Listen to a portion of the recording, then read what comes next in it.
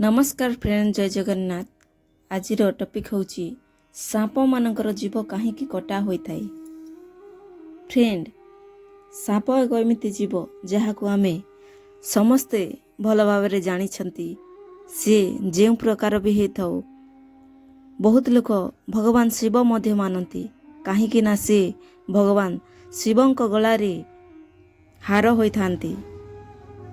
तेबे फ्रेंड, आज आम जानिबा जे साप मानकर परिचय कौन ओ साप मानकर जीभ कहीं कटा होता है बा दुई भागरे कहीं होता है, यार कारण कौन आसंतु जानिबा।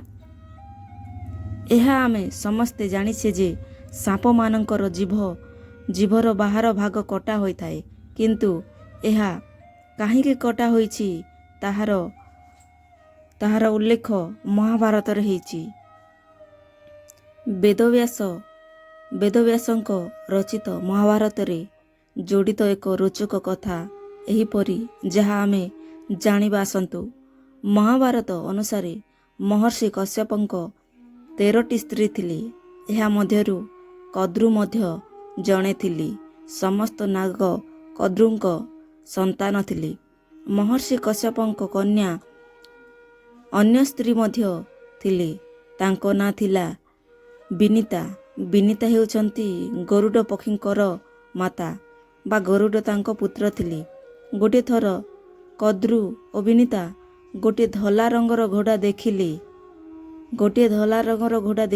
यह देखि कद्रु कहिले घोड़ार लांज कला। यह देखि विनीता कहिले घोड़ार लांज धला। एही कथा को नहीं दुहिंक मध्यरे जुक्ति तर्क हैला। एहा परे कद्रु निज नागपुत्र को कहिले तुमर आकार छोट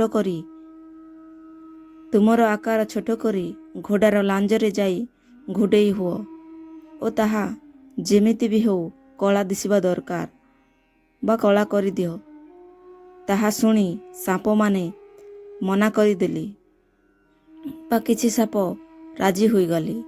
यह सुनी कद्रु समस्त सापंकु अभिशाप देले जे तुमे राजा जन्मजयଙ୍କ यज्ञरे भस्म होइजिब।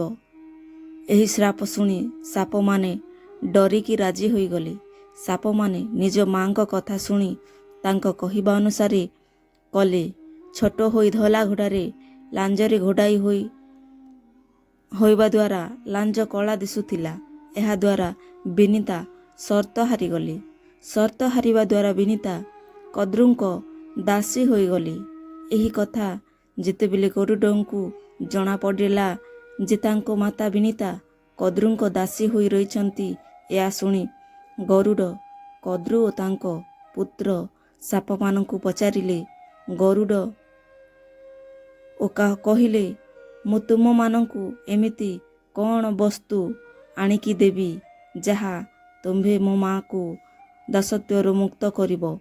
यह सुनी सांप माने कहिले स्वर्ग को जाई अमृत कलश आमको आनीदेले तुम माँ को दासत्वरु मुक्त कराजिबो। यह सुनी गरुड स्वर्ग को गले। गरुड बहुत शक्तिशाली योद्धा थिले, तेणु स्वर्ग को जाई निज पराक्रम बलरे अमृत कलश नहीं आसिले। अमृत कलश आनिकी गरुड गोटे कुश घास उपरे रखिदेले। कुश घास एक धारुआ घास थिला। कुश घास उपरे जेतेबेले रखिदेले जेतेबेले अमृत कलश आनी कुश घास उपरे रखिदेले सेतेबेले गरुडଙ୍କ माँ को दासत्वरु मुक्त करागला। दासत्वरु मुक्त करागला परे गरुड तांको माँ को नहीं चलीगले। यह परे साप माने भाविले अमृत को पीवा आगरू स्नान करिबा निहाती जरूरी। यह भावी स्नान करिबा को चलीगले। साप माने जेतेबेले स्नान करिबा को चलीगले, यह एतिकी बेले देवराज इंद्र देखुथिले ओ सही अमृत कलश को नहीं स्वर्ग को पुणी थरे चलीगले।